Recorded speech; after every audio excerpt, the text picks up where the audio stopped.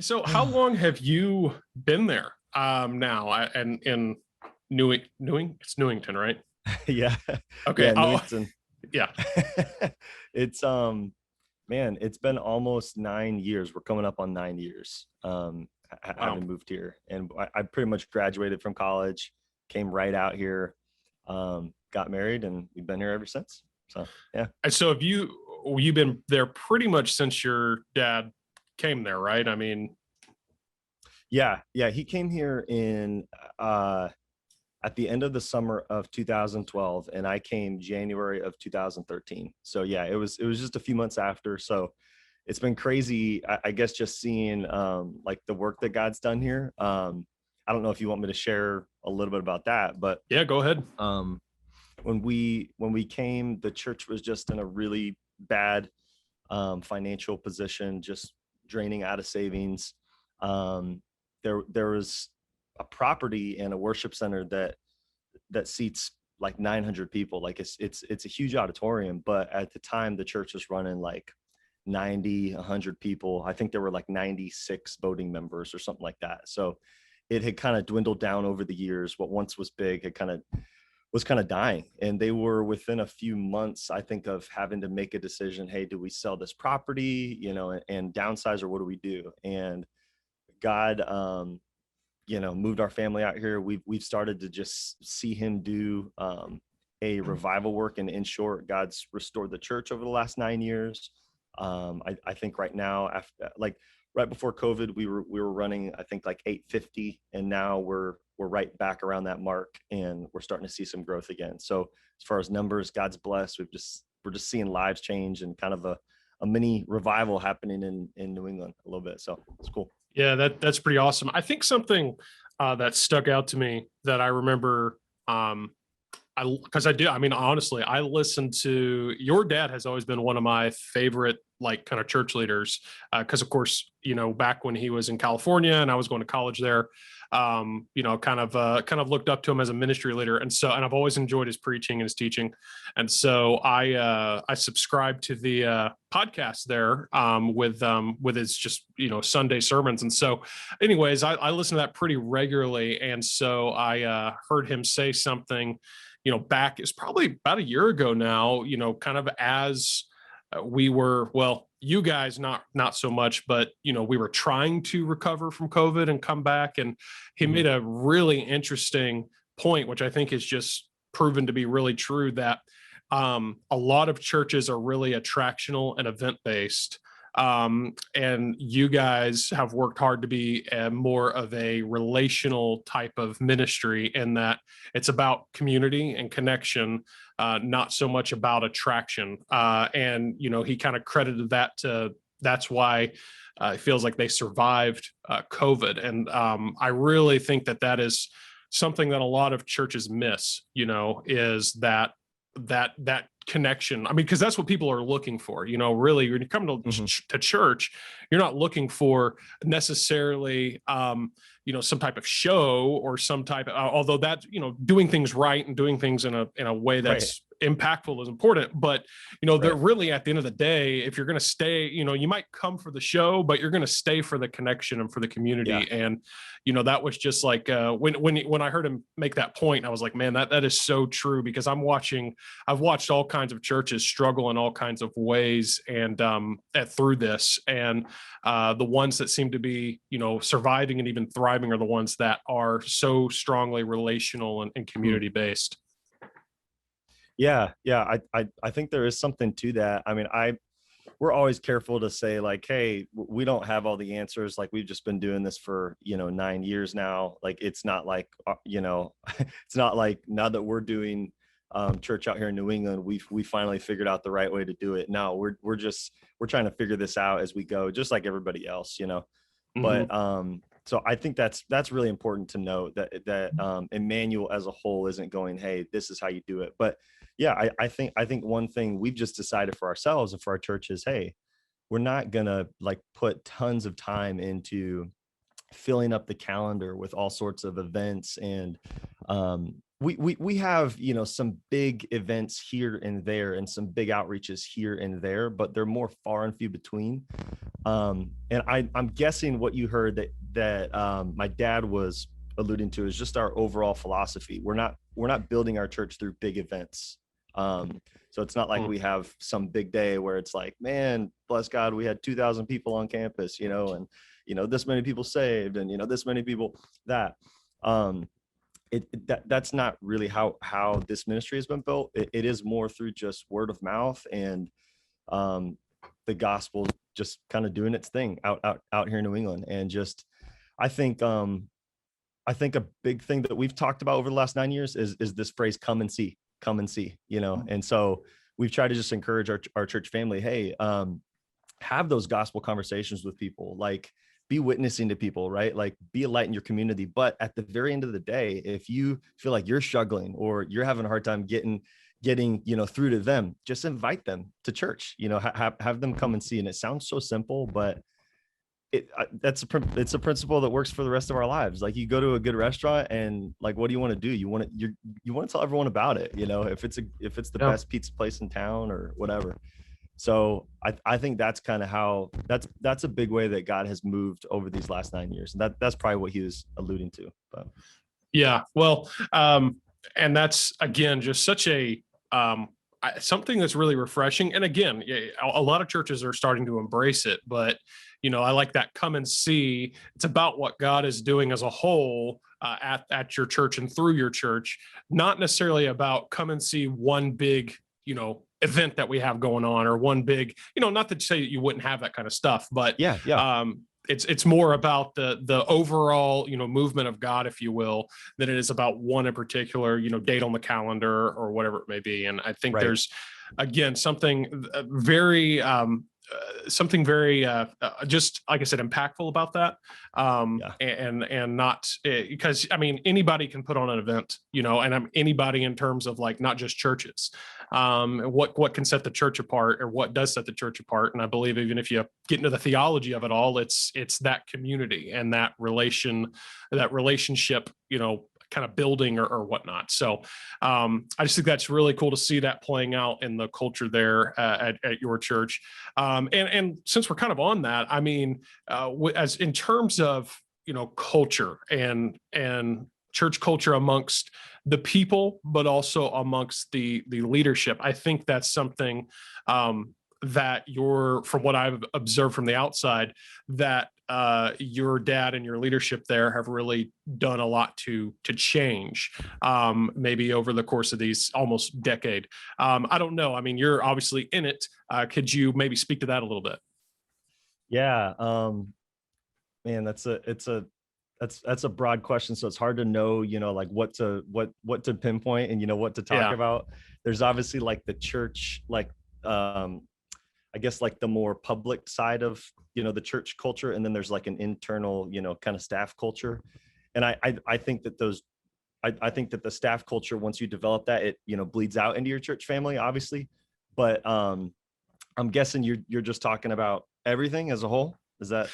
Yeah. And maybe it feels a little bit redundant and repetitive to what we were just talking about, but, I don't know if maybe the way I should ask it is this, are there some specific things that, in addition to saying, well, maybe the church before was a little more attractional and event based, and we've shifted it to be more community and relationship based. Are there specific, maybe steps that were taken to, improve the culture, or maybe even just actually create a culture? Some places, most places actually, organizations, churches aren't intentional about culture at all. And were there any steps taken? And if so, kind of what were those? Yeah. Man, I will say, like, over the last 9 years, it has changed a lot. And my dad will be the first one to tell you. When we first came, like there wasn't really a staff, like it was my dad and like a secretary here at the office and, one other person at the office. And then God slowly brought on our team. So it's slowly like evolved, and we are, I think, at a healthier place now, even than we were when we first started.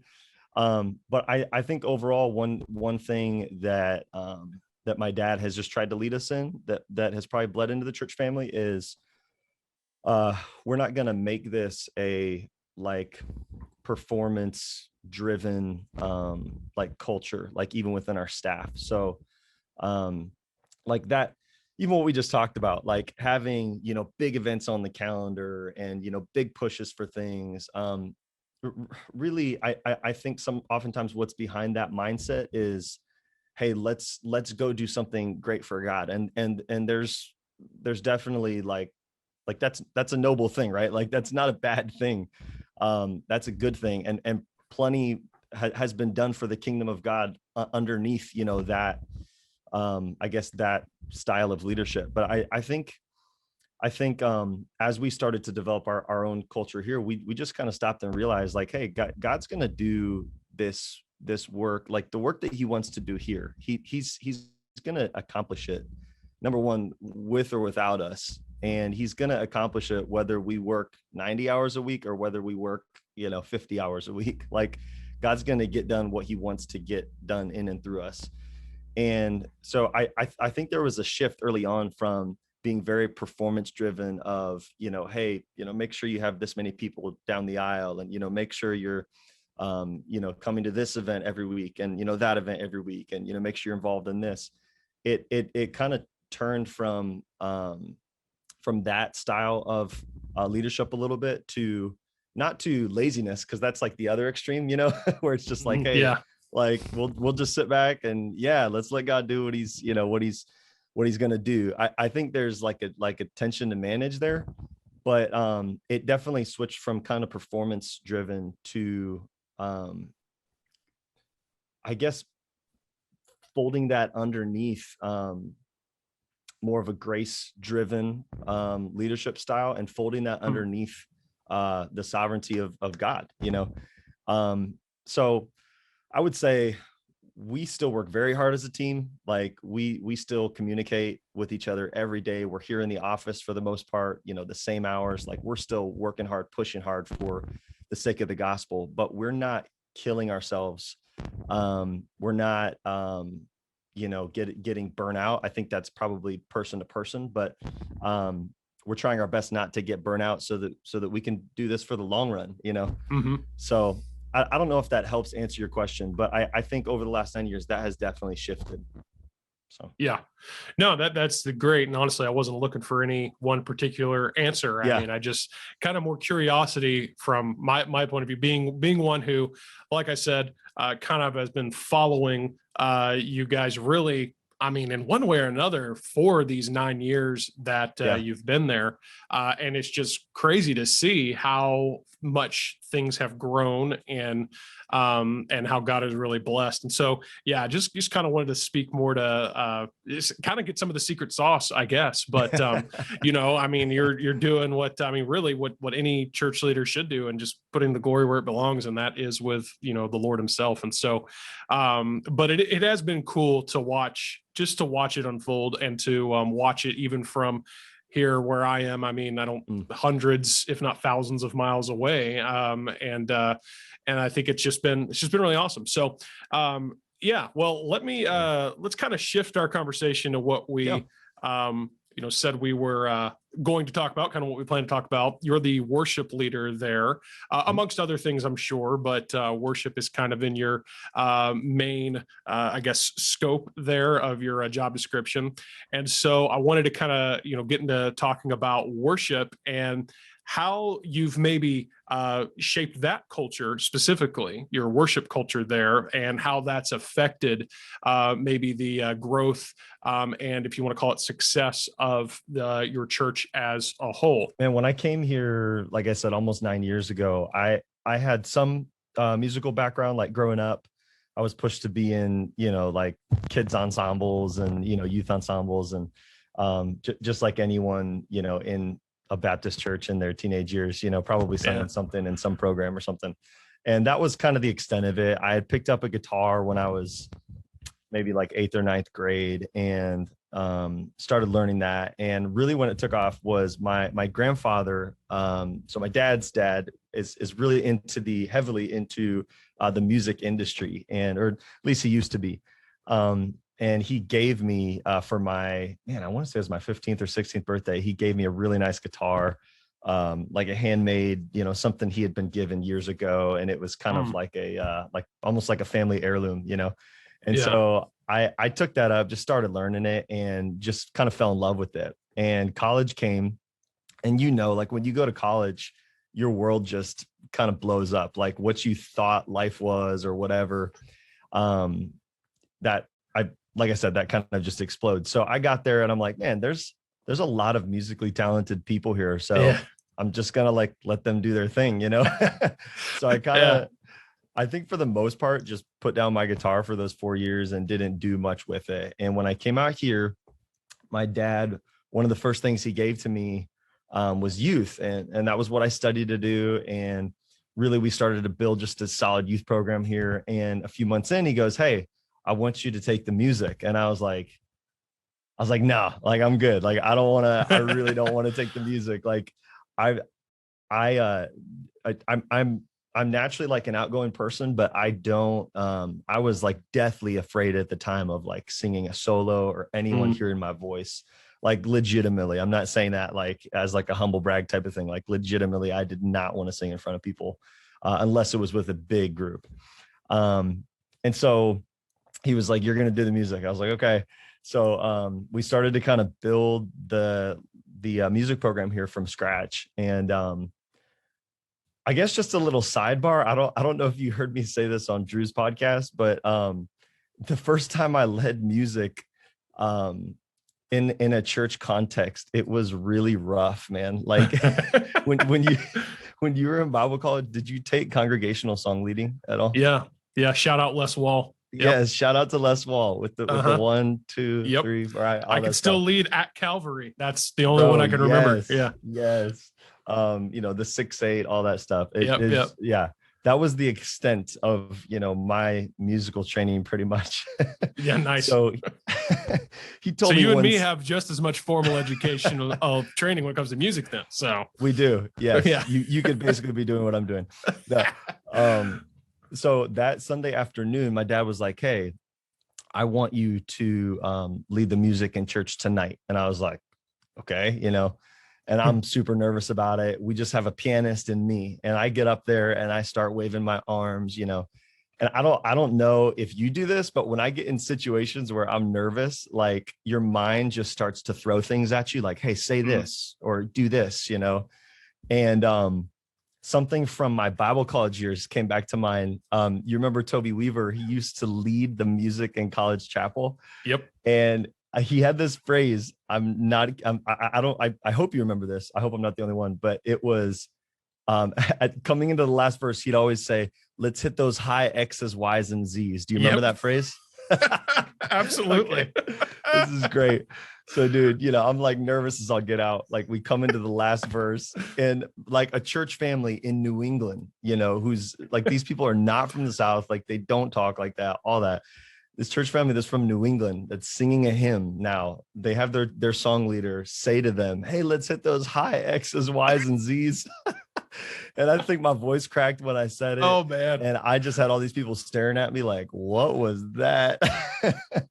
So I don't know, just some encouragement, if you're listening to this, and maybe that's where you are, or you've had an embarrassing, part of your life like that. You're not the only one. Man. So that's hilarious. Yeah. Cause I mean, that to me is just like, if I was in the congregation, I would have just thought that was a great joke, right? But to everybody else, they're like, ooh, what is this? They're like, who is this idiot? Oh my goodness. So awesome. Yeah, I love Toby Weaver and everything, everything that I learned at Bible college and all that stuff. But that was one of those things that just in that moment of awkwardness just came to mind, and my brain was like, say this. And I was like, okay. So anyway, that's kind of where we started. It was just me and a pianist, and just a very dear lady in our church. She's still in our church, just one of the most incredible human beings I know. And she really saved our backside. She's like, hey, you don't have a pianist, I'll play for you. And she did a good job. She'll even tell you sometimes we had trouble staying together, even on the most basic of hymns, So it was that was kind of where we started, just singing hymns every service, me up there waving my arms. That was all that we knew to do, And slowly over time, God started to grow his church here. And I think probably, man, there's a couple factors in our team coming together. Number one, my dad really pushed me, to be honest with you, because again, I was did not want to get up in front of people. And I'll say flat out, like, I wouldn't be where I am today. Not that I'm anything, but I wouldn't be where I am today doing what I'm doing if it wasn't for him pushing me a little bit, and believing in me. And then the second thing that happened was we started to look at the resources that God gave us, and we started to just try to maximize those resources. So, I mean, it was very little at the beginning, right? It was me and a pianist, but we went, hey, if it's me and a pianist, like, we're going to do, this and this to the best of our ability. Like, if all we have is me waving my arms and a pianist that can, follow me occasionally, we're going to do that to the best of our ability, Yeah. So we'd get together before services or on Saturday, and we would practice. And I think because we were maximizing the resources God gave us, I think he blessed that. Like, he promises that in his word, right? Like, be faithful in that which is least, and I'm going to bless you. I'm going to give you more. And so that's how I think our team started to grow. And I guess here's where I'm coming around to. As our team started to grow, we had to decide what was our team culture going to look like, and then what was our sound as a church going to feel like. Okay. So what I mean by that is, like, are we going to be a church that has a 32-piece orchestra with brass instruments and violins and, flutes and oboes? And are we going to be a church that has just a piano and a guy waving his arms for the rest of our lives? Are we going to be a church that has, a full-on band and, lights and, all that stuff? Like, I think we just had to decide, what's our sound going to be? And early on, we settled on, hey, we want the worship experience to feel intimate. We want it to feel acoustic, and we want it to have life to it. So I think those were three words or, terms that would always come to mind. Acoustic, we want it to feel intimate, and then we want it to have energy. We want it to have life. And so early on, we kind of decided that's going to be our sound. And slowly, God just started bringing people to the team. And so we had the opportunity to develop a team culture now that we had a team. This is really, really good, because there's so much here. There's obviously the worship philosophy, but then you keep coming back to, there's really leadership development here as well. You're building a team. And so I guess I'll ask this then to kind of maybe take us down this road. Let's talk about how the worship style, if you will, evolved over the years. Because obviously, you've come a long way from just you waving your hands on the piano, as you said. Right. You guys have from what I've observed, again, from the outside, very well-developed kind of worship team there. And so how did that kind of maybe come about? And, as far as maybe walk us through that process of your team growing to where it is now. I think a big part of what we realized early on was the when you look at, like, the landscape of Christian music, like what it was in the 80s and 90s versus the 2000s and on to now, it's really moved back towards being very corporate minded. So, like, in the 80s and 90s and early 2000s, you have a lot of these, like, groups, like, not necessarily even worship teams. They're like more groups. Yeah. Like, you got kind of the Casting Crowns of the world, 33 Miles, like, you got your Newsboys. Yeah, exactly. Yeah. And then you have that version in, like, the Southern gospel world too. Like, you have the Ball Brothers and all that stuff, Yeah. But how, like, I guess the overall landscape of Christian music has moved back from, it's moved away. Some people might disagree with this, but it's moved away from being kind of just a performance of two or three people. And it's moved towards, like, let's sing together. Like, let's let this be a corporate thing. And I think that's something that we realized, and we wanted that. Like, we didn't want it to be For us, it was really hard to engage people in corporate worship with just a piano and one guy waving his arms. It was tough, but we started thinking like, man, and we're seeing what other churches are doing too and stuff. And we're like, man, like, let's get a worship team together. Right. Like the more voices that are up there, the more people that are helping lead, the easier it's going to be for the congregation to engage. Right. Like the more sound that's coming through the speakers, to be blunt with you, right? Like the more sound that's coming through there, the less awkward you're going to feel as someone in the congregation to sing loud, Yep. So we started to realize some of this stuff. And so we started to build that was a little bit of what was behind, hey, let's build a worship team. It's not just Lance up there. It's not just so-and-so up there. It's us doing this together, but almost put our arms around our congregation and pull them into this experience, because really when you look at scripture, like, obviously there are artists here and there, right? Like there are individuals who worship the Lord, but I think by and large you see groups of people worshiping the Lord. I mean, you look at like Revelation, like when we're going to be around the throne, we're probably going to be singing Andrew Peterson's Is He Worthy? Like that's just such an incredible song, right? That is like, but that is a corporate worship setting that when we get to heaven, I mean, we're going to be singing together, it's not just going to be one person showing off. Yeah. So that was a big part of us deciding, hey, let's start to develop a team, Yeah, I really like what you pointed out there about kind of the history of, Christian music specifically over the past few years. I mean, I guess I never really made that connection that, whereas the big, if you will, names in Christian music, maybe even 10 years ago, 15, 20 years ago was, we talk about Casting Crowns, Newsboys, these guys, and they're still out there. But now your big names are like Elevation Worship and Hillsong and, Maverick City. Getty's have made a comeback. Maverick City, you said it. Yeah. Yeah. I mean, but what are these? These are not necessarily performers. They're worship leaders. They're teams that lead in worship. And I've even noticed that a lot of the songs that have been released are released as they're not studio cuts of the song.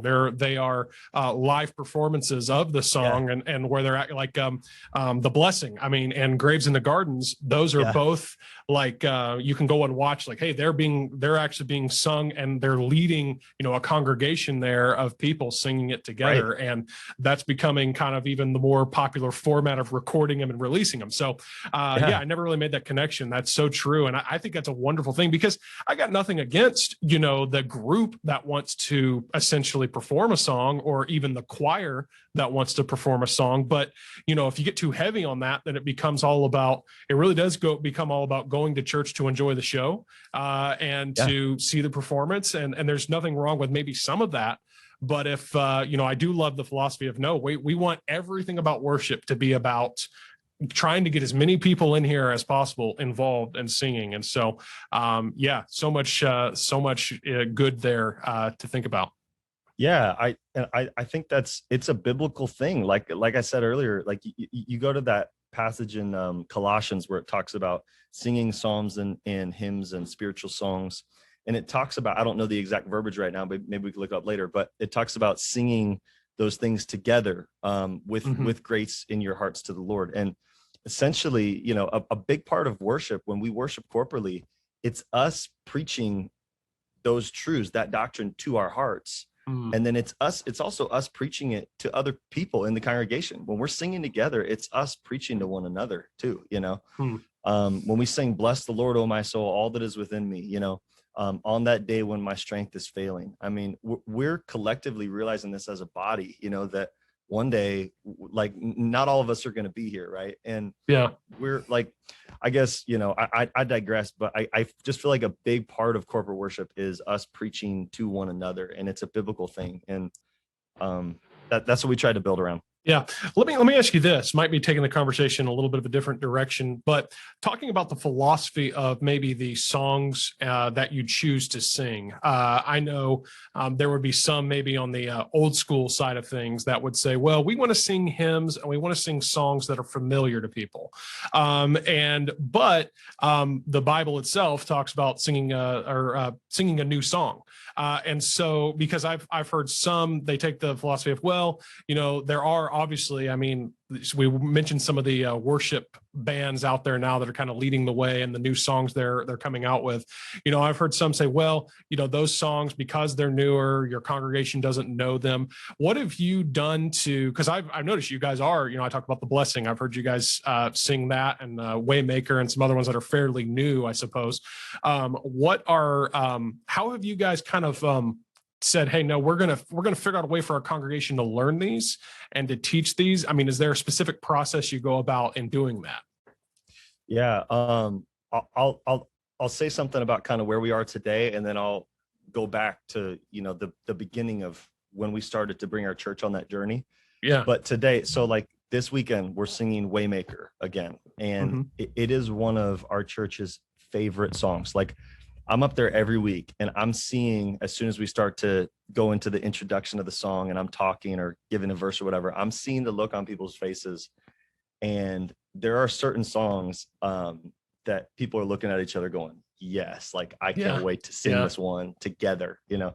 And that's one of them. It's actually, for our congregation being, you know, more I don't know, some would call us contemporary, some would call us still, you know, traditional. I think we're kind of a blend, but for our for our church being kind of a blend of those, it surprised me how many of these new songs people are just loving. Another one of them is Death Was Arrested. Have you heard that song? Yep. It's such a good one, man, by North Point. And that's not even that new. It came out years ago, but our church family just rips that one. I mean, they just they're singing out, they're praising the Lord, you know, while they're singing. It's such a fun experience singing that together. So that's surprised me. Like, for our type of congregation, that's been kind of a pleasant surprise over the last year. But when we first started learning new songs,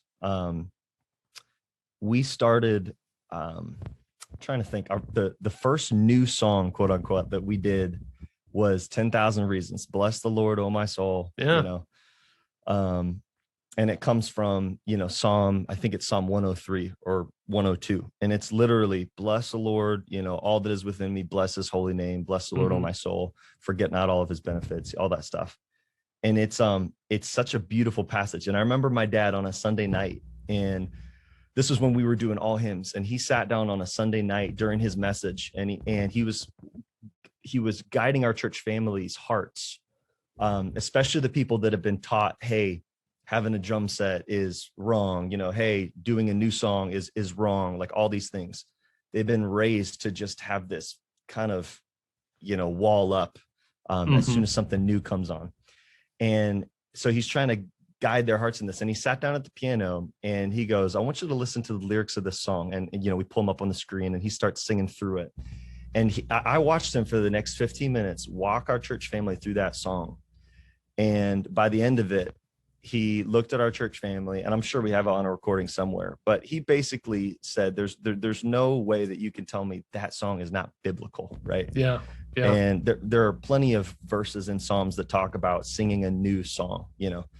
And I just remember, I feel like in that moment, that night, a lot of the people that had been in our church for a long time, you know, long timers, like the light bulb clicked that night. Like, okay, so, you know, new doesn't equal bad, you know? Yeah. And I think from there, we began that journey. And for us, after we taught them 10,000 Reasons, and this is for every church that's making this transition,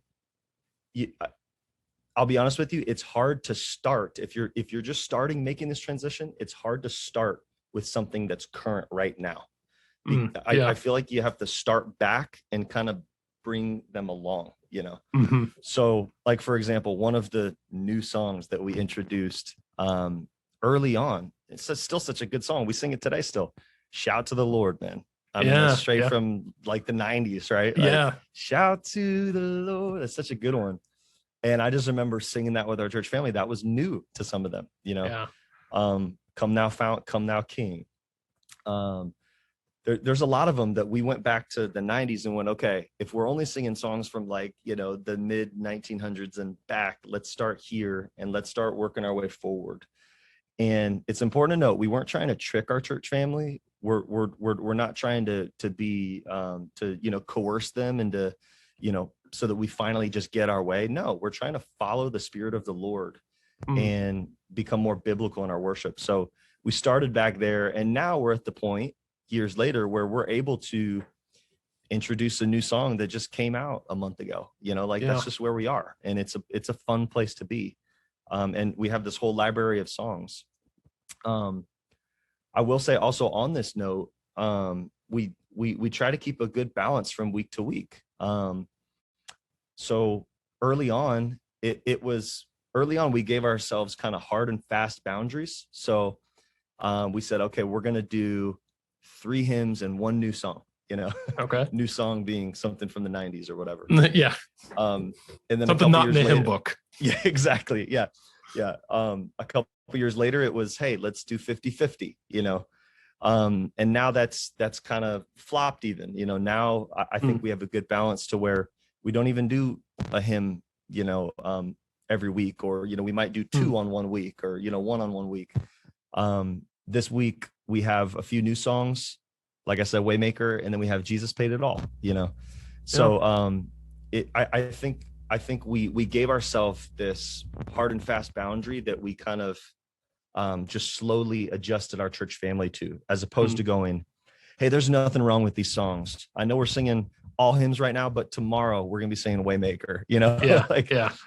I just don't think, at least with a Baptist church that is transitioning, you're gonna kill some of their hearts, and some of their spirit for. Yeah. Well, and there's just that shock factor, kind of alluded to earlier. Yes. Like you've been maybe conditioned and raised, if you will, all your life. Because, just to be clear, like your church, when your dad came there, I mean, it's a very well-established church. It's been there for quite a while. And so, there's people that have been there for longer than you've been there. And they may have been conditioned in one way that, hey, this is acceptable worship. And yeah, just to throw it all, throw all in, like you said, the Waymaker and all the different, more contemporary songs, and that's just a shell shock factor there, And so you've got to, I understand, you got to, I think you kind of, I don't know if this is the word used, but more or less recondition people. Yes, I love how that example of your dad, giving the example and playing the song even on the piano and kind of giving the foundation there scripturally. But even that, it's amazing how even that is not, even though it's like the Bible, that should completely answer all your questions, right? Even that cannot be enough to get people to, change their thinking and to kind of shift their perspective. And so that is the way you guys have handled that, like I said, start with just 1 new song and 3 hymns, and now you're to where, hey, you might not even hit hymns at all, any given week. But you're still singing hymns, and you're not abandoning them altogether, but you've got a good variety. And I think that's just really awesome. Kind of a sidebar here. How many of these, I've seen a couple of them, how many of your like music videos have you guys put out now? I know Waymaker was one of them, and they're very well done. How many of those have you guys done now? I'm just asking out of my own curiosity. Man, I think last year we did like 6 or 7 last year. Oh, wow.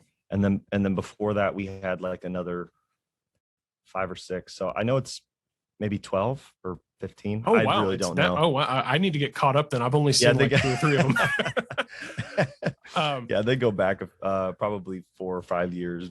It is amazing music, but also the cinematography on it. Who did the cinematography? Is it Umberto? He helped us, I think, with one of those videos, and then from there, it was just our team, that we had here. And okay, yeah, I think over time you just kind of know like more what you're looking for, and the types of angles and lenses and stuff. But we have a guy on staff here that helps kind of run our media, more the technical side, but he's taken on learning some of the video stuff, so he helps with it now. So what is your favorite one? Like, if I'm going to feature one, which one should it be in your opinion?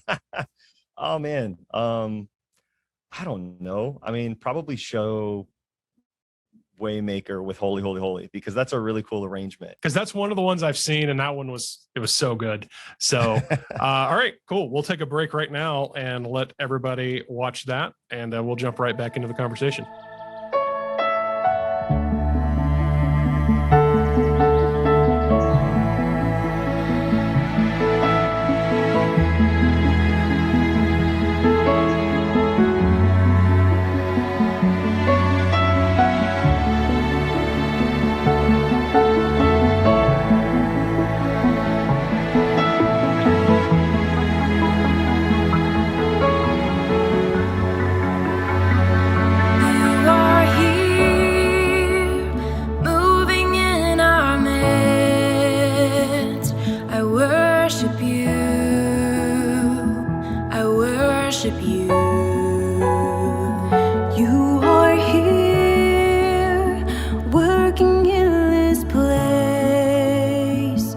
I worship you.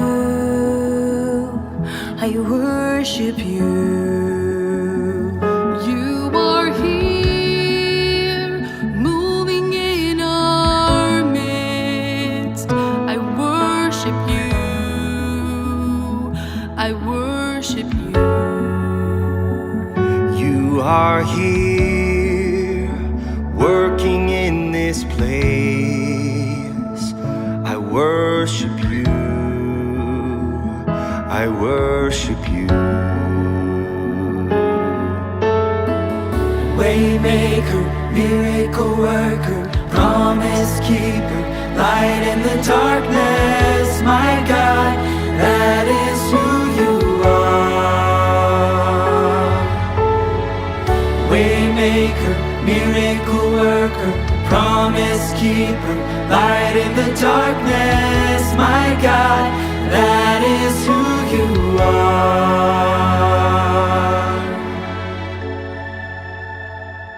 You are here, touching every heart.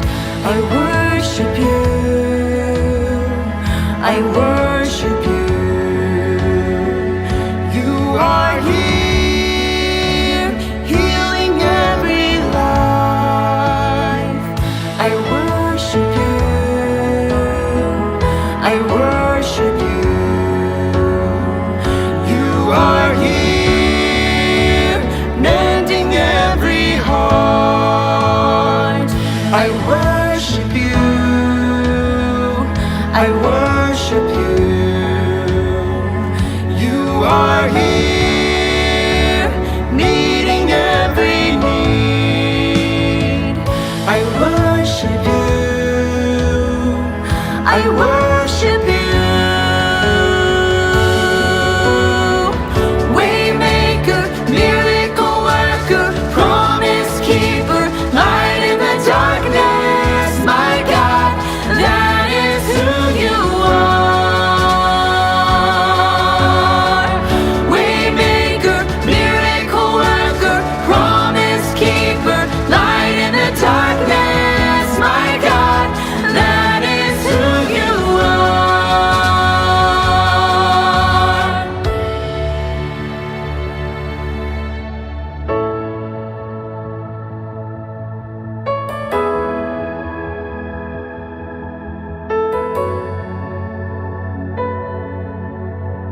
Even when I don't see it, you're working. Even when I don't feel it, you're working. You never stop working.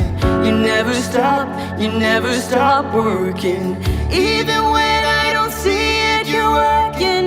Even when I don't feel it, you're working. You never stop working. You never stop working.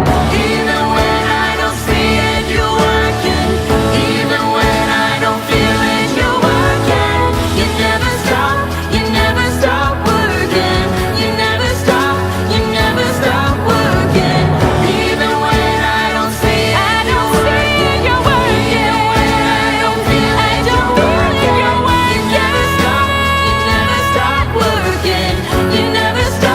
You never stop working. Waymaker, miracle worker, promise keeper, light in the darkness, my God, that is who you are.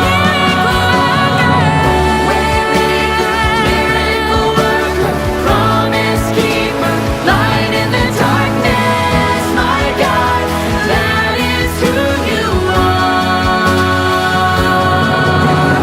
Holy, holy, holy, Lord God Almighty. All thy works shall praise thy name in earth and sky and sea. You are here, moving in our midst. I worship you. I worship you.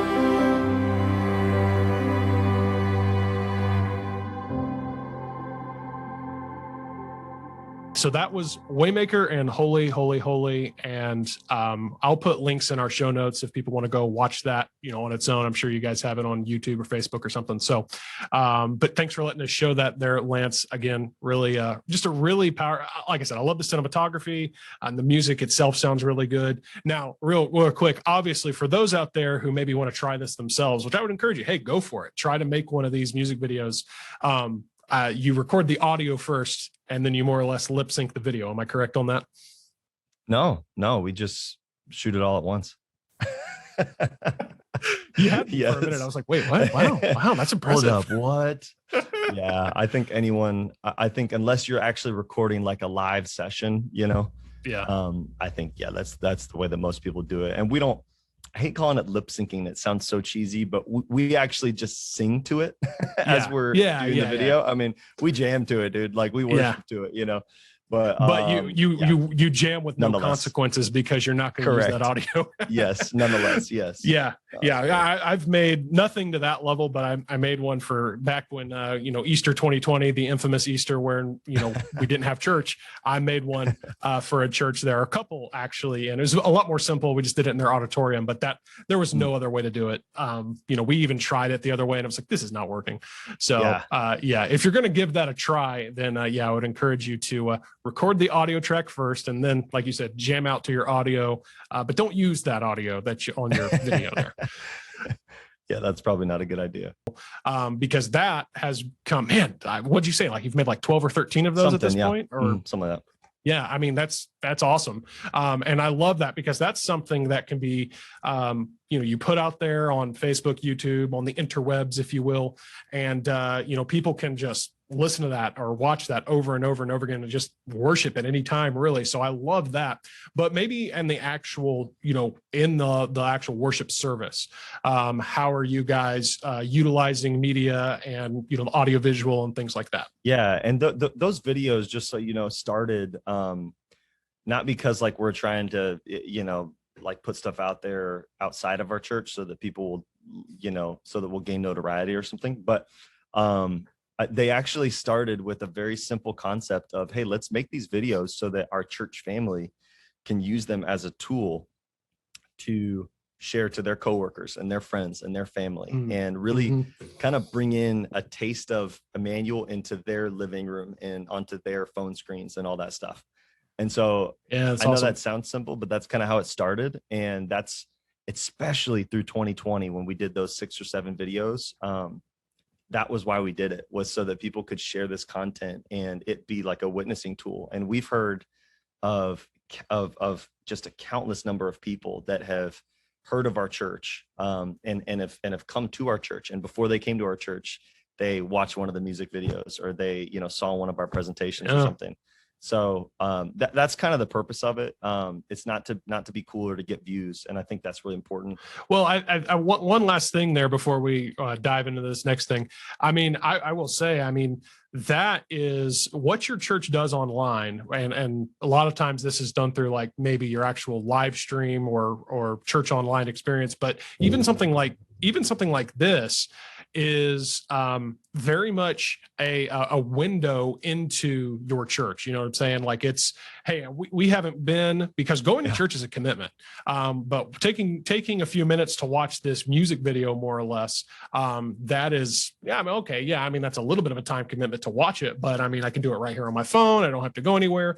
And I will say, if people hear, because so many times, what do? You hear a song, on the radio, or you watch a music video. If you like it and you like that group that sings it, a lot of times you're deep down, you're like, man, I'd love to hear them in person.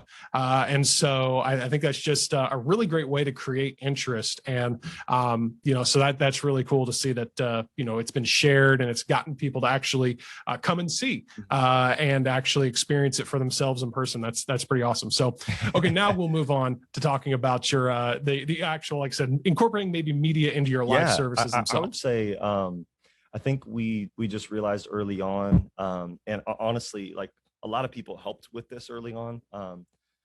I think about a year into me being here, my dad gave me the media, and it wasn't really anything. And it was like, hey, let's start this from scratch. Another guy that's on staff now, Brent, who I mentioned earlier, has really helped build this as well. Mm-hmm. And then Umberto in the early years came and was a part of our church family, still is, but he was very heavily involved in helping develop our media. And so just, props to those guys as well. And my dad has had a big hand in it as well, because he understands just church communications to another level with all of his experience. So kind of us four, those guys that I just mentioned, for the most part, us four started to develop what is going to be our media strategy. And it kind of played back into that come and see mentality. Okay. So almost everything comes back to that. And we started thinking, okay, like, what inspires us? Like, when I watch a movie, like, what inspires me? What inspires all human beings are stories. Like, when we look at whether it's stories in the Bible, whether it's stories, that you're helping produce with your films, whether it's stories, that we watch in a movie theater or whatever, regardless, stories inspire. And to an even greater degree, a well done, well produced story is going to inspire to another level. And so we just decided, man, let's take what God's doing here and let's tell the story. And let's not tell it once. Let's tell it every week. Let's tell it every month, every year. And I think the more you tell that story, the more that story just gains momentum. And so early on, we just decided, okay, let's start to tell the story of how God revived this church, of how he brought, pastor out here, of the story of people's, marriages being mended, the story of people being saved and baptized and discipled here at our church for the first time, So it was basically just a decision of, hey, let's take what God's doing and let's project it out into the community, and let's let this kind of perpetuate itself and let God use it.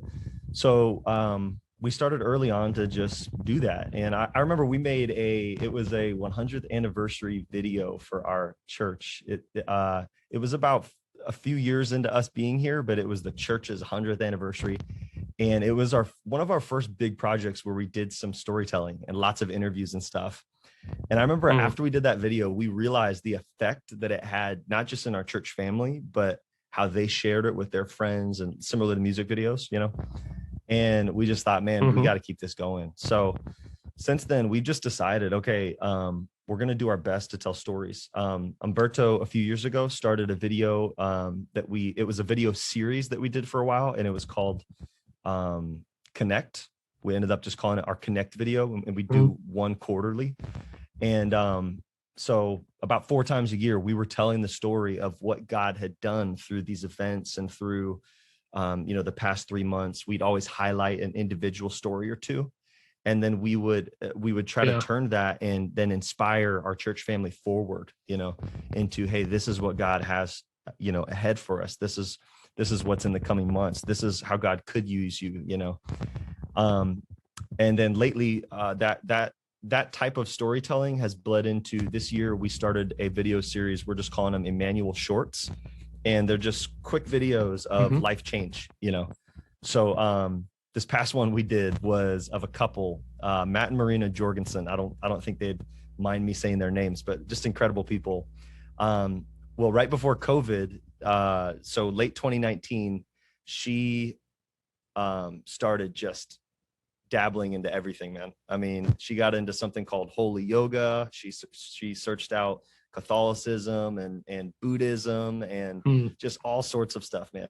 And she came across a documentary. I think it was on Netflix that had to do with the gospel. I think it was called the American Gospel or something like that. And God really used that in her life. And so she started looking for churches in the area, found Emmanuel. She got saved here, got baptized here. She's now in our growth track. They're going through our 3 growth track classes. And so we're basically just taking what God is doing and going, hey, let's produce these videos and continue to tell these stories. So I feel like I'm rambling again, but that's where we're at right now with our media, and that's how we're using it in our services. Yeah, no, that is awesome. And yeah, the power of story is something that I come back to pretty often as we talk to different guests and whatnot here when we're making this content. Of course, you've probably heard of Story Brand. They're shout out again to Nashville, Tennessee. They're right here in this area. Donald Miller. Donald Miller. Yep. But all he's done is tap into something that's been around really since the beginning of time. And that is, stories. I mean, when you watch a movie, like you go to the theater or stream it on your TV, whatever, that's a story you're watching. You're actually kind of getting looped into that story, and the sharing stories of any kind are just a powerful way to communicate to people. I mean, you think about, any great speaker or preacher. I mean, they're usually what they're really good at is telling stories. They're really good at illustrating their sermon. Whether that's maybe they're known for telling funny stories or maybe emotional stories or whatever it may be. That is just a powerful way to keep people engaged. And then what you're saying is you've learned how to just, like you said, tell that story week after week. The story of come and see, and when you come and see, you see Jesus and your life has changed. That's just so powerful. And a lot of that, like you said, is being, now I will ask you this actually.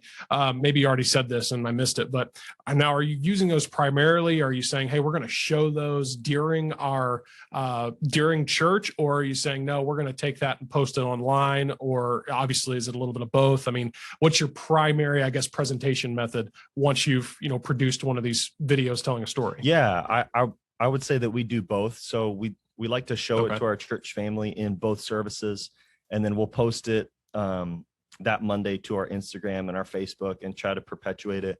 We're currently building a page on our website where all those stories are going to land too. So, cool.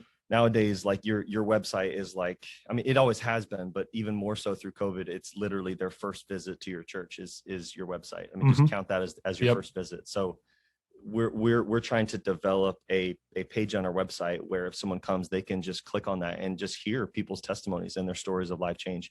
So it's kind of threefold there: in person, inspiring our church family, sharing that on social media, and then through the website, just kind of residual stuff there. I was just curious there because, like you said, during COVID, well, the only place you can put them is online. But because I will see some churches, and most churches now, yes, they are also doing both. But I have seen some churches where it's like they play it in church and that's it. It's like put it online. It costs you nothing to upload it to YouTube. And so that's a really good. Now, total kind of questions. Are you guys still doing some type of announcement video as well?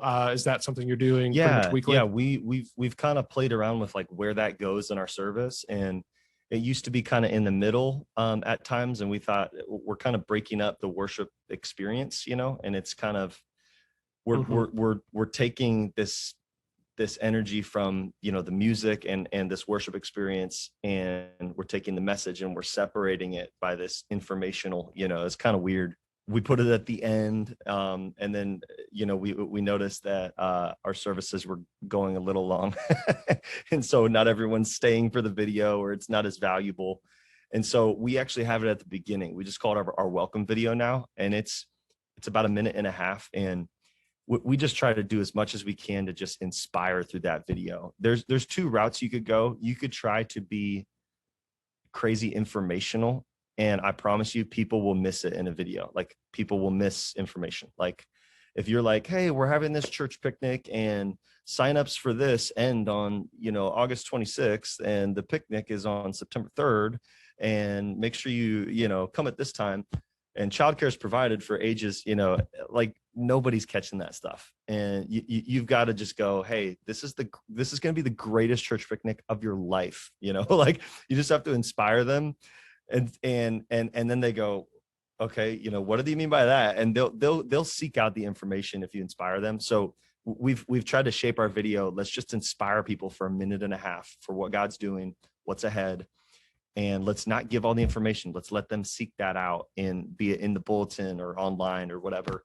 And that's kind of our approach with that video now. it's changed. Okay. Yeah. I that answers a lot of questions I'm going to ask. I was going to ask where have you landed on showing it during the service? Because for the same reasons, the churches I've worked with to do, announcement videos, it kind of have gone back and forth. Well, show at the beginning, at the end. It doesn't seem to fit anywhere in the middle.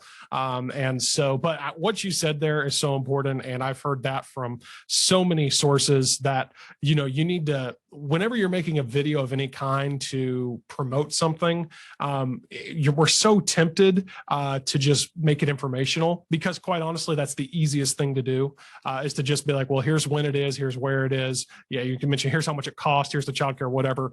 But inspiring them, and like you said, this is going to be the best picnic ever. Right. Or obviously, usually it probably needs to be a little more creative than that. But whatever it is, to inspire them to say, oh yeah, I really want to be involved in that. And then really a lot of times it's like just one simple call to action at the end, like, hey, visit our website for more details. I'm hurt a little bit because I help with our bulletin as well right now, and I literally told our secretary last week, I was like, put in the bulletin, because we only have a little bit of a blurb for our church picnic that's coming up. It's in August. And I said, just put that it's going to be the best church picnic ever. So, bro, I mean, don't knock my creativity. Hey, you know what? I know. That's all people know. Because I know that your church picnic, I trust you that it's going to be the best ever. I just don't want every other church out there thinking that theirs is going to be the best ever, because you've already claimed it. So no, man, I'm with you. If I could come to that picnic, I'd be there. If you live stream it, let me know. I'll watch. But yeah, I mean, that is, like I said, the temptation is make it informational, because that's obviously easy to do.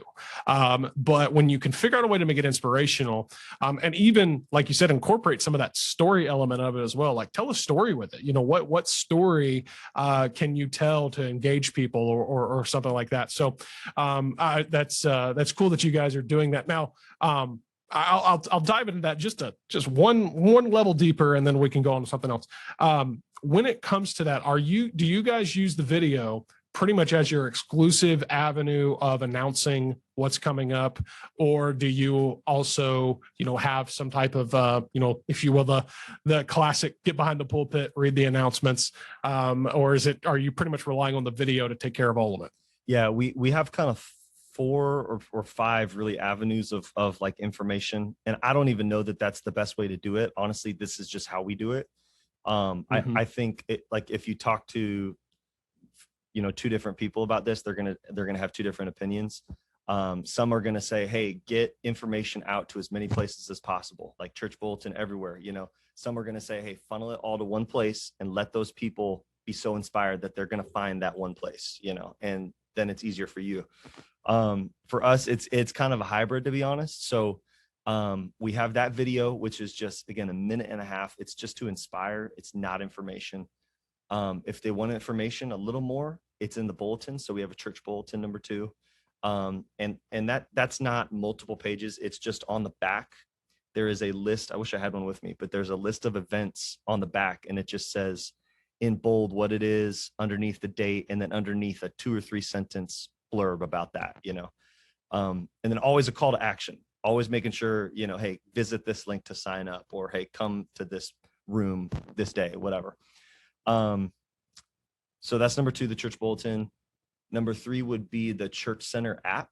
And we just transitioned to this, and a lot of our churches loving it. We actually just produced a promotional video for the Church Center app. And we played it for 3 weeks in a row in our services. So while that video is happening, our church family's going on, they're downloading it, they're following the instructions. We kind of made it informational, but kind of funny storytelling too. So that's kind of how we did that. So the church app is number 3. And then the 4th way to get information is our church website. We have an events page. And then the 5th way is through what I would just call visit with the pastor. So right after our welcome and our whole worship portion, my dad comes up and he will not go through every announcement. He'll just pick like 2 things that really pertain to our church family that everyone needs to know. And it's not so much information, it's more him sharing his heart about whatever that is, So there's that aspect as well. And honestly, what gets heard the most, the two, I think, best avenues of information that we have right now, believe it or not, is the visit with the pastor. People listen to him and they engage with his personality. And then number two is the Church Center app. People engage with that app like really well. Yeah. Well, I mean, I think having those, like in this case, 5 different ways that you communicate, I actually totally am on board with that approach, because the truth is that, I mean, people have to hear about something or read about something multiple times before it'll often even kind of take, Yeah. I mean, a lot of times we're like, why aren't these people doing things? We put a video up, it's like, no, they have to read it. They have to watch a video about it. They have to hear somebody talk about it. They have to see it on the website. And then it finally all like, kind of clicks. It's like, I mean, I don't know how many times like I have watched a commercial, like on TV, and it's funny or whatever, and I laugh, and then it's like the 4th or 5th time I watched them, like, that's a Geico commercial, it finally hits you like, oh, they're selling car insurance, and so that is so many, we do that. We don't realize we're doing it. And that it takes a long time for our brains to kick in and register something. And I would say, because when it comes to the actual making announcements in a live worship service, the most people dread that, because in most cases, it's just somebody getting up there and rambling for 15 minutes because they're being informational. And the way you're describing it sounds like your dad, as the lead pastor there, gets up and sounds like he's doing more to inspire and maybe cast a vision. And like you said, share his heart than he is about like, well, let me just tell you, where it is. Exactly. And, here's the cost. He's just kind of taking what the video, maybe the foundation that it laid, and picking, like you said, what's really important to him and casting his vision about it. And, because your dad's a gifted communicator. And so I'm sure he's strategic in even the way he approaches that. He's not just, reading the bulletin.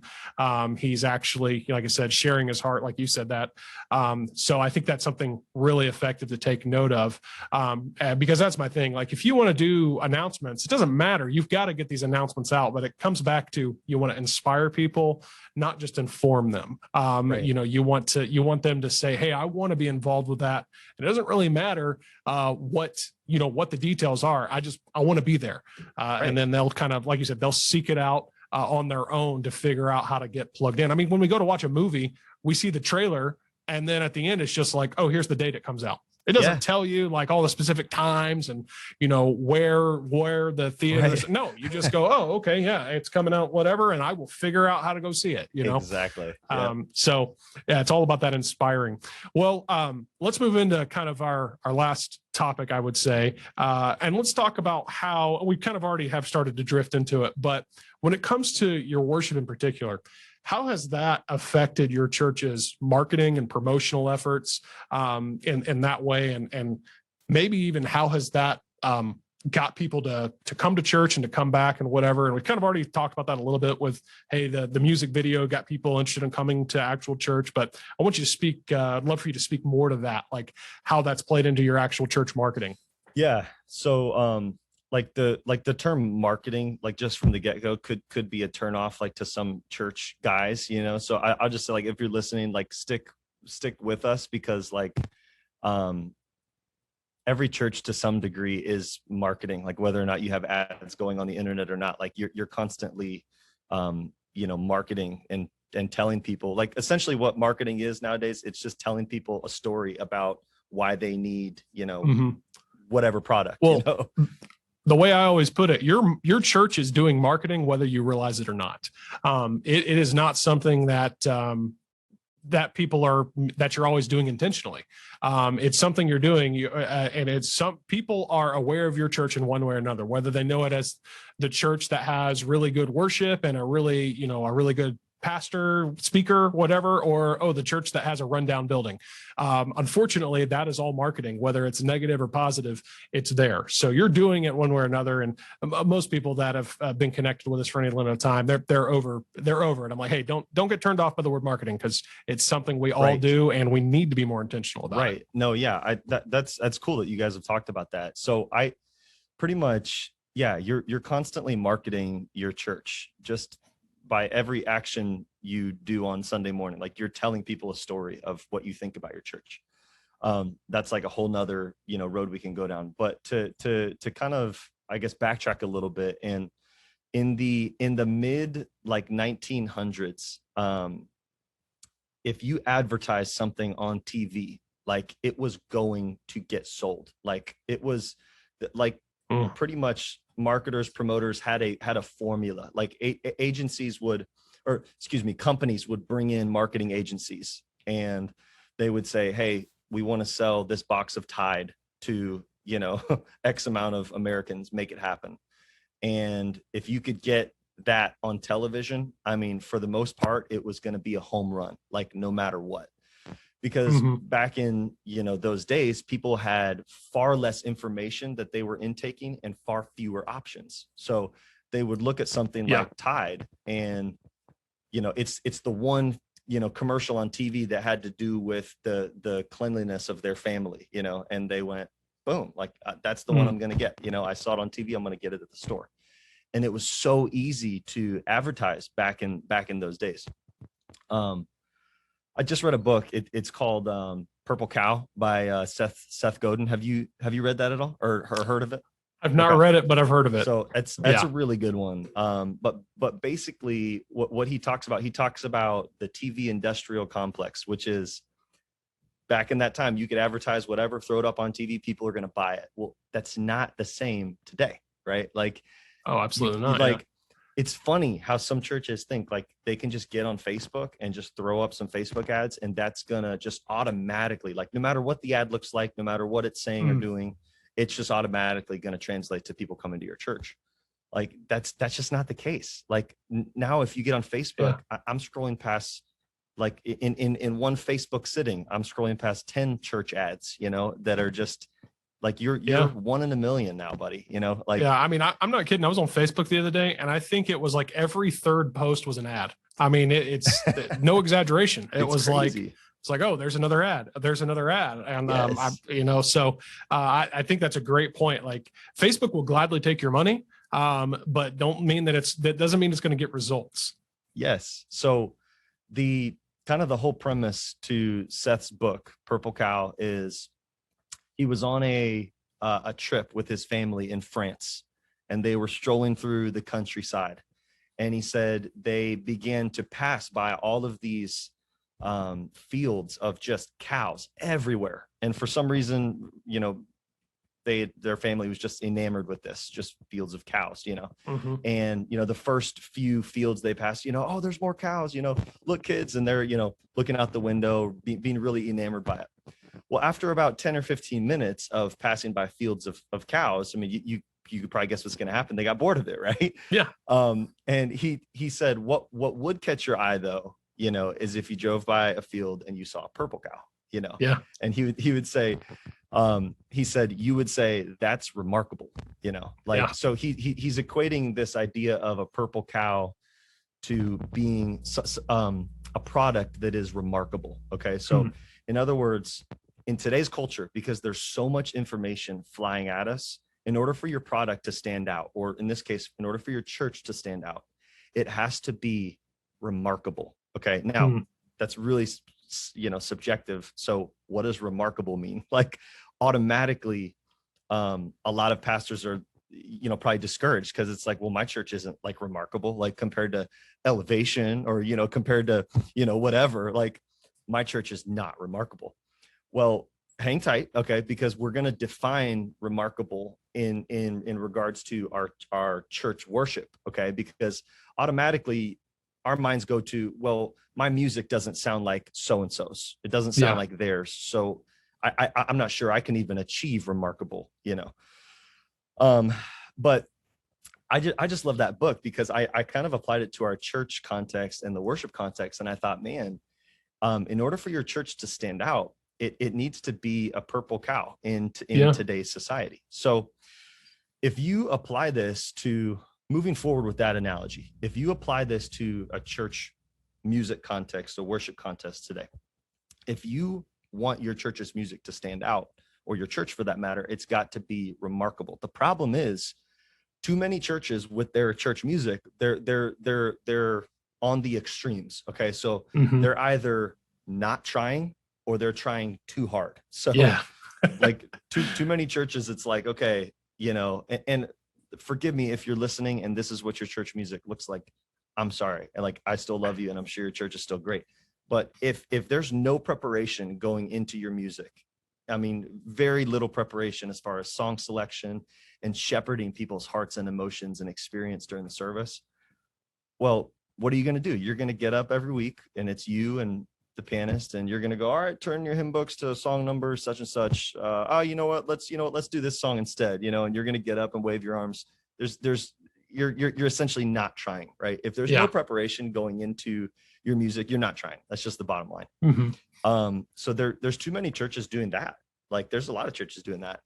And then there's too many churches on the other extreme and they're trying too hard. And what I mean by that is they're trying to emulate, like a certain type of church or a certain type of artist or a certain type of style.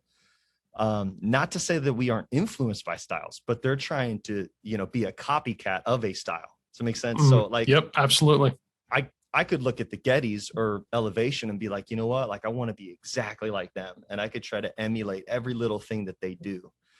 And the problem is what gets lost in translation is you're not being remarkable. You're not being uniquely who God made you to be in the worship context.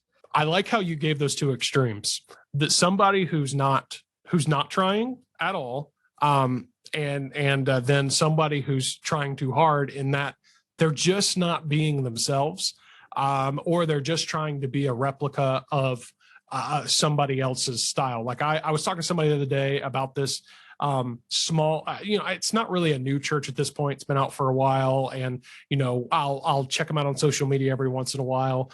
And me and this guy were talking, we're like, it looks like they are just trying to be Elevation. And it's like, and there's nothing wrong with Elevation in and of itself. I mean, if you've ever watched Elevation's, church online, I mean, it's amazing. I mean, their worship is powerful. If you've ever been there in person, by the way, okay, I did several years ago. Before it was actually fall of 2019. So, and you should. And you're make losing your way down there listeners as you're explaining Elevation Church right now. You might want to. I know they're like, yeah. Hey, I don't care where you line up with them on terms of philosophy or whatever. Yeah, they do things excellently. They do things excellently. And I mean, like I've been to like Life Church in Edmond, Oklahoma as well, just for the same reason. I like to go and see how they're actually doing it. You know, you can, if you don't, you got to steal your ideas from somewhere, and so, but anyways, what I'm saying though is there's nothing wrong with what they're doing yet. Like you said, you've got to, you're going to be inspired by them, and you're going to maybe take certain parts of what they do and say, yeah, we're going to steal this from there and this from there. We're going to kind of be like that. But I don't know, to try to just emulate and replicate a particular, church or style or whatever. I don't know. It just, to me, it just doesn't translate almost never. And it's gotta be something you do that's uniquely different. I think I've heard, since we're throwing out all the, contemporary churches and whatever right now, I've heard Andy Stanley say you have to be uniquely better.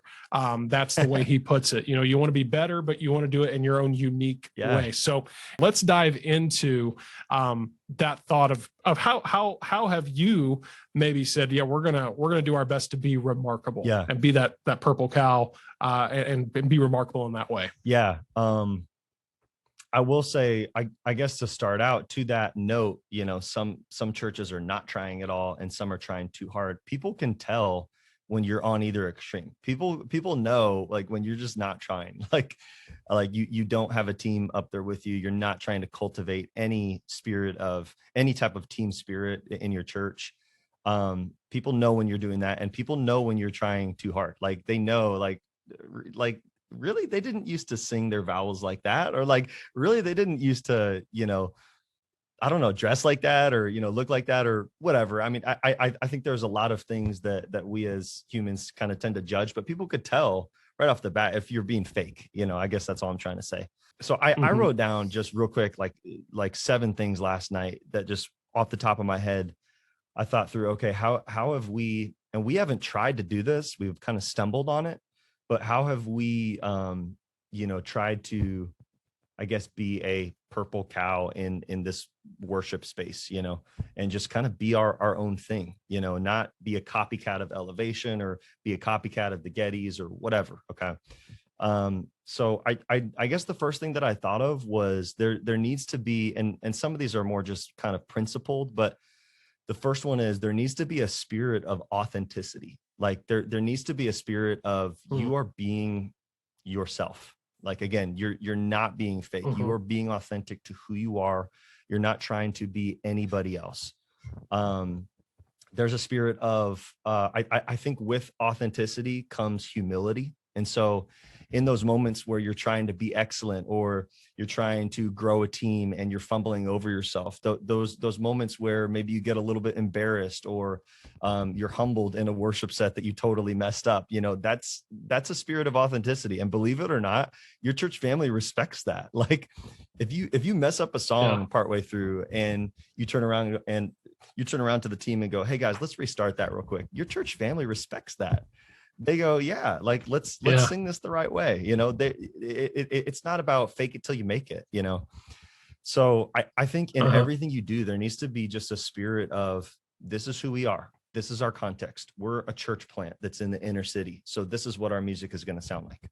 We are a suburb of Hartford. And, this is our demographic. This is who we're ministering to. So this is who we're going to be, this is who God's called us to be in this area. There's a lot that goes into that. So I could, in Newington, Connecticut, I could try to make my music look like Louisville, Kentucky, or look like some small town in West Virginia. It's probably not going to go over as well, right? Like I could try to make it, I could try to, in Newington, Connecticut, this suburb, try to make it feel like inner city LA, and it's just not going to go over well. So there's got to be that spirit of authenticity. You're being who God has created you to be in the context that he has you in. Number two, and I know we kind of talked about this earlier, but I'm just going to say it again. I think the second, rung in the ladder to remarkability, if you will, is maximizing your given resources. So what God has given to you, use it to its fullest potential. Like I can't tell you how many worship teams I've talked to in the last year that are not like just properly using the talent that God has given them in their church to the fullest. We did our best in the early days to maximize that, and we had a budget of zero. Like I didn't have money. There's a subscription online. It's called Song Select, and it's a basic place where you can, it's a very basic for a music pastor to have a subscription to Song Select. It's like a couple $100 a year, which breaks down to what, like $10 a month or something, less than 10 a month. Okay. We couldn't even so much as do that in the beginning. Like we couldn't take on a subscription like that. We just had a budget of zero, and we just decided, you know what, with the pianist God has given us, with the vocalist God has given us, with the skill set that I have, which really isn't much, we're just going to make the best of this. And then with that, I think talent attracts talent. So people are going to see, okay, man, they're really trying to make this done with excellence. Man, I want to join that team, and God's going to bring those people. So I think we tried to maximize our given resources. And I think that does start to set you apart as that purple cow, like we talked about. Number three would be team building. So recruiting and training and developing your team is a huge part of becoming remarkable. There are not a lot of worship. There are a lot of worship teams out there, but there's not a lot of them that are being built and being built together. And there are not a lot of them that have healthy cultures. So we talked about those two extremes. So like, the people that don't try, they don't have team building, right? They don't have a team. They're not trying. The people that are trying too hard, oftentimes don't have they have a team, but they don't have a healthy team culture.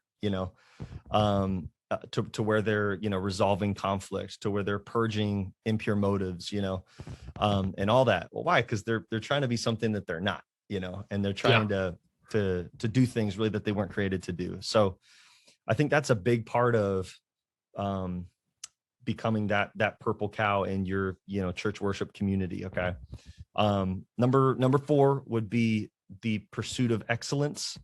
And that seems obvious, but it really isn't. I've talked to in the past year just about 60 church worship leaders, and not all of them are pursuing after excellence. A lot of them are just trying to get by.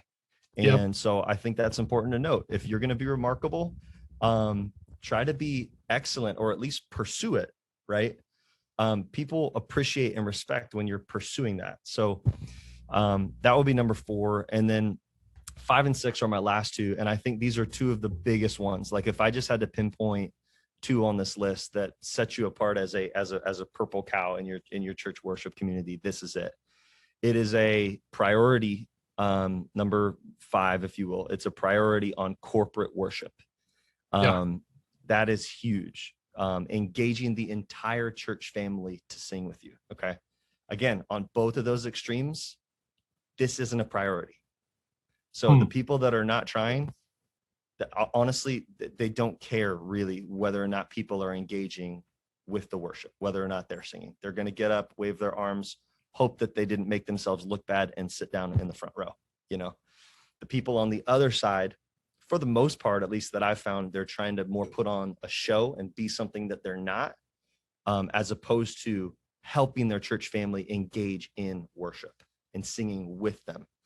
So that's huge. The priority on corporate worship. And a lot of this hinges on a few things. It hinges on singing songs that your church wants to sing. People engage with songs that they want to sing, It's like I told you this Sunday that people want to sing Waymaker. They've heard it on the radio for the last year or so, and they are loving it. And sing those types of songs, and then I guess underneath that, singing songs that are undeniably rich help your congregation embrace it. If there's anything that helped us in the early days when we introduced 10,000 Reasons, which was the first one we introduced, it helped that it was doctrinally, lyrically rich. It helped that it came right from Scripture. There's nothing that engages our church congregations more than doctrinally rich songs. So often, I don't know if you've heard the Alistair Begg clip that rolls around from time to time. He talks about how he visited a church out in California while he was on vacation, and he walks in. It's a nice new contemporary church, and it's kind of dimly lit. It's got the nice stage lights, and the worship team comes out, and they're trying to amp people up. And the first thing the worship leader said was, "How do you feel today?" Or "Hey church, how are you feeling?" I think is what it was. And he said in that moment, he said, "Don't ask me how I feel." He's like, "Stop asking me how I feel." He's like, "I've had a long week. I've dealt with problems. Don't let the first thing, don't let our, emotions and how we feel be at the forefront. It's there in our worship, but don't let it be at the forefront, And he just made a case for, hey, when we open up our services, just sing a doctrinally rich song. And what that'll do is that'll get your congregation focused on what they need to be focused on, which is Scripture. So there's some, subjectiveness within that. What is a doctrinally rich song? But man, singing those puts a priority on that corporate worship. It helps people engage. And then the last thing I think that just could set people apart and contribute toward that purple cow idea is embracing your uniqueness. And this is probably the biggest one aside from the corporate worship one, embracing your uniqueness. Why do we think that all, at least I think sometimes the IFBers think that all church, like American church music, should look the same? It's really weird. Like America is like the biggest melting pot of like any country in the world, right? So like we're okay with bongos being played over in, the continent of Africa. And like, we're okay with our missionaries doing music, differently, but we're not okay with all of us doing music differently. Like, yeah. Come on, right there. Park her there for a while. Like, it goes back to that idea. Like, if America is one of the most diverse places, we should actually expect all of our music to sound a little different. Like, even if we're doing similar songs. A church in Los Angeles, their music, inner city music, should not sound the same as this music in Newington, Connecticut, at a transitioning Baptist church. It just shouldn't. A church plant in Houston, Texas, or a church in West Virginia is going to sound so different from a church up in, the most northern part of Maine. They're just ministering to two different demographics. And so embrace your uniqueness, and a lot plays into that. What else plays into that is developing that specific sound for your church. So when we set out, I'll be honest with you, I didn't know what I wanted our sound to become. I had an idea, and I had different groups in mind that I love certain elements of their sound and their church bands and worship teams. But I wasn't setting out going, man, I want to be just like Elevation, or I want to be just like the Gettys. I want to be just like Maverick City. No, I gleaned from those, and certainly have been influenced by those, every single one of those groups. But I'm not those groups, and I think that's one of the biggest realizations that people need to wrap their minds around in order for this to happen, is what our church looks like today, practically speaking. Is I lead oftentimes with an acoustic guitar. We have another acoustic. We have an electric guitar. We have a cajon drum. We have a bass guitar. We have a keyboard. We have a piano, and we have occasionally a violin or a viola. Okay. There are other instruments that we throw in there as well, as far as percussion or different. I was to say, which that to me is such a unique blend of instruments. I mean, to me, from what I'm observing, it is kind of, it's like, because especially like, since you've got the kind of traditional piano, and then sometimes, like it's a violin, viola, or whatever. I mean, that, and then on the other end, you've got an electric guitar. I mean, that is a very unique blend. But again, I mean, in what I've listened to, you guys make it work. And so you're greatly illustrating that point of lean into your uniqueness, if you will.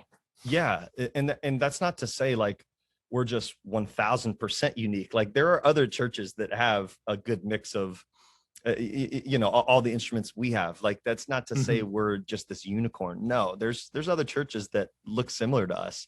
But the point is this: we found that uniqueness with our team. Like, we didn't try to emulate that from other teams. And I think that's huge. And that's given us a little bit of a unique sound within the world that we're in. And we're not trying to become anything, but we're just going to continue to ride that wave and let God use that type of music in our church and outside of our church.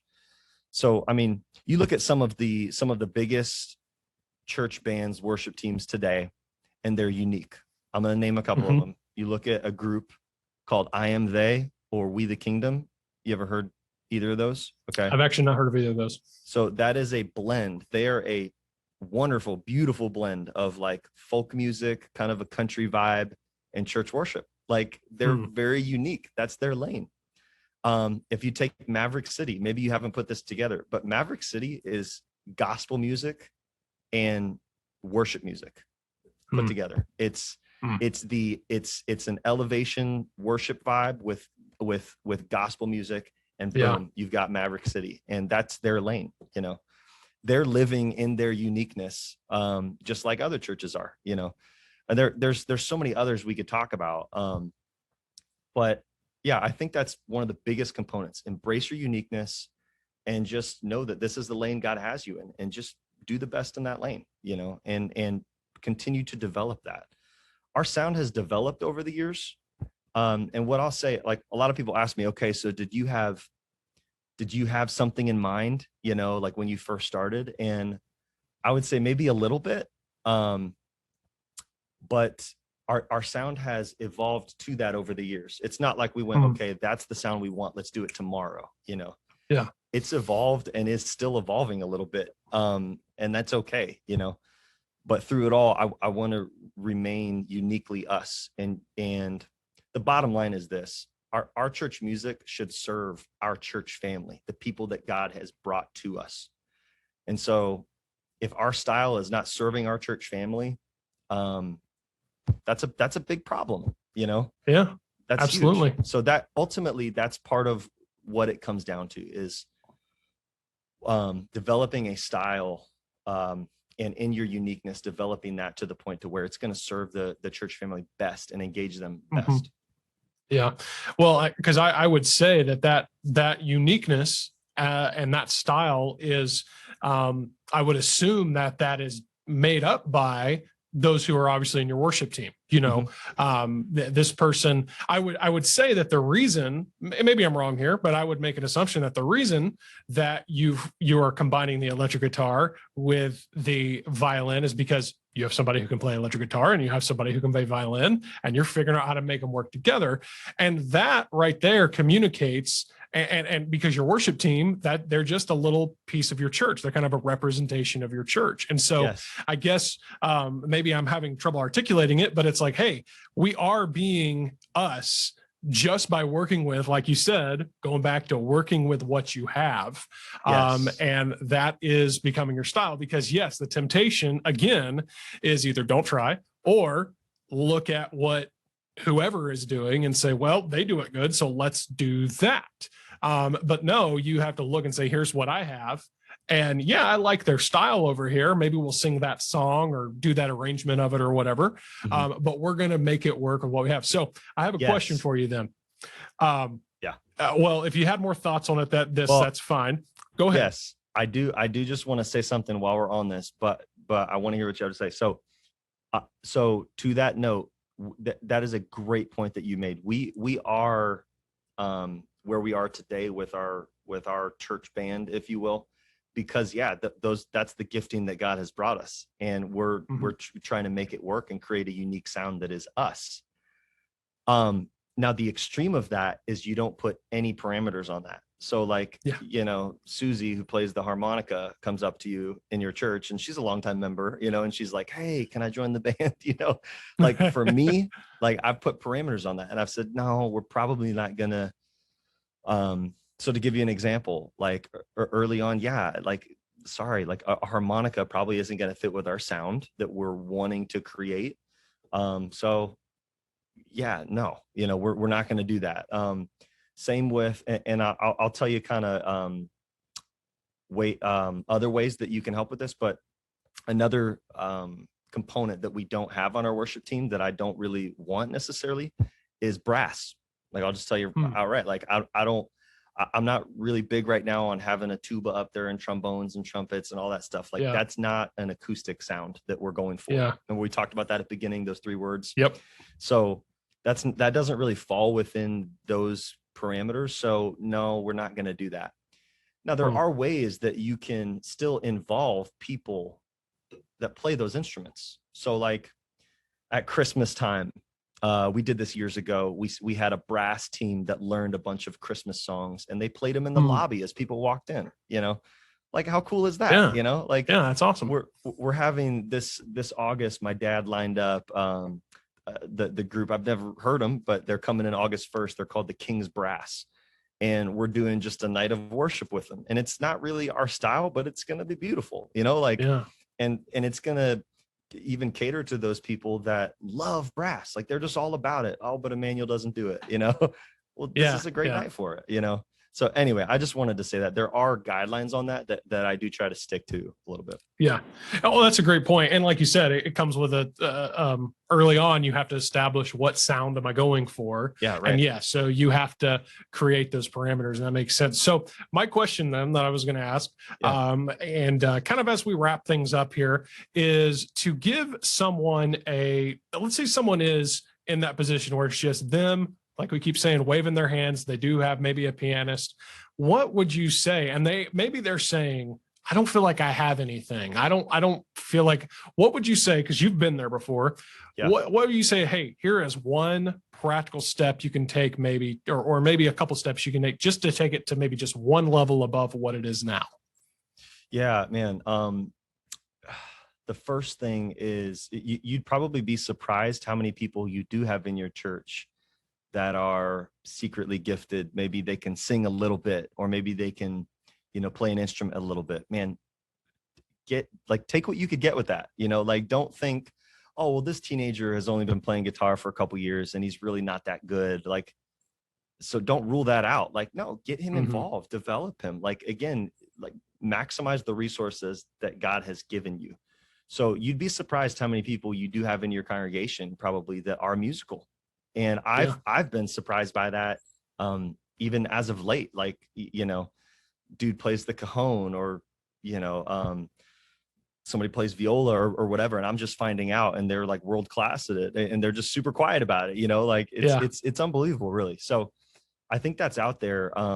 But a practical step you can take is just, man, start to kind of break up the ground in that area. Okay. So, and put an announcement in the bulletin. Hey, if you play an instrument or if you sing, come see, Pastor so-and-so, and don't promise them anything, but get together with them, listen to them, help coach them, help develop them. And in time, you might be surprised. Like, you might turn around and you have a worship band that you're leading, so put stuff like that in the bulletin, man. Make announcements in the videos. Make a big push for it. And people will remember, oh yeah, like, I sang in college, like, they could probably use me, or like, man, I did this one time.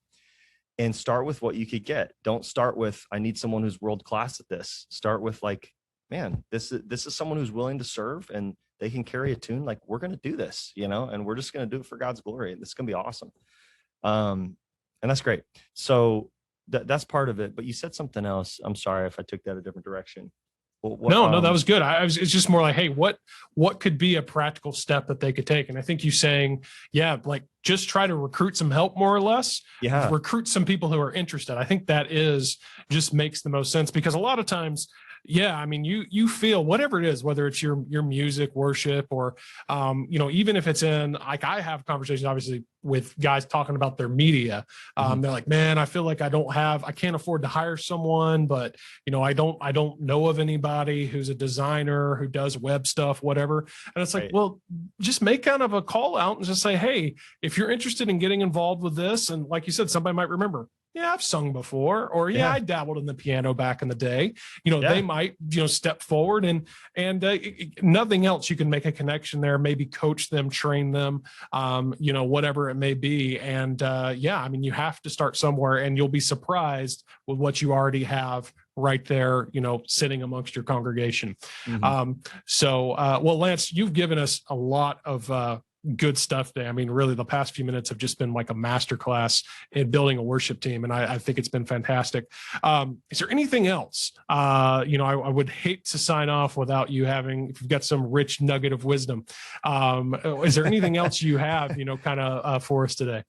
I don't think so necessarily.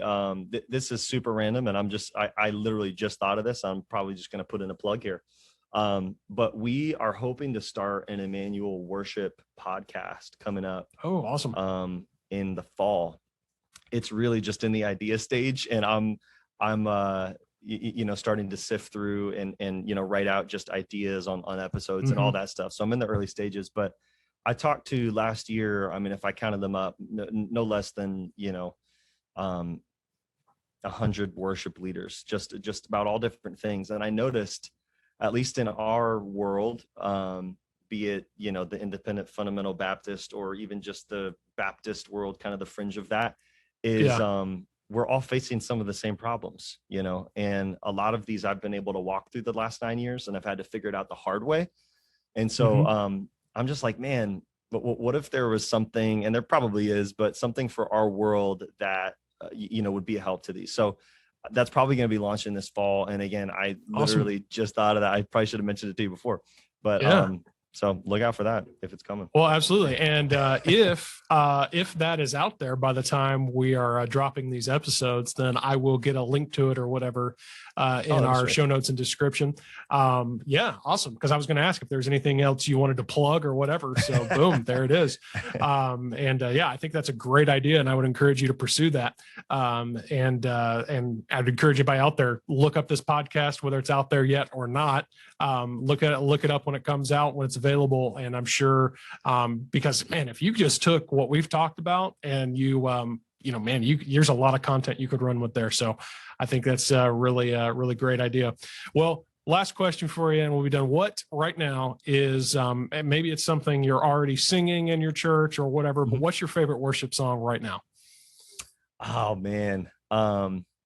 There's different reasons for this, but I would have to say right now it's Death Was Arrested. Our church family just sings that out, man. And it is a fun time singing it with them. And so to be honest with you, I had heard that song dozens of times before we sang it with our church. And when we sang it with our church, it became my favorite song. And right now we're introducing a song called Praise the King. It's by Corey Voss.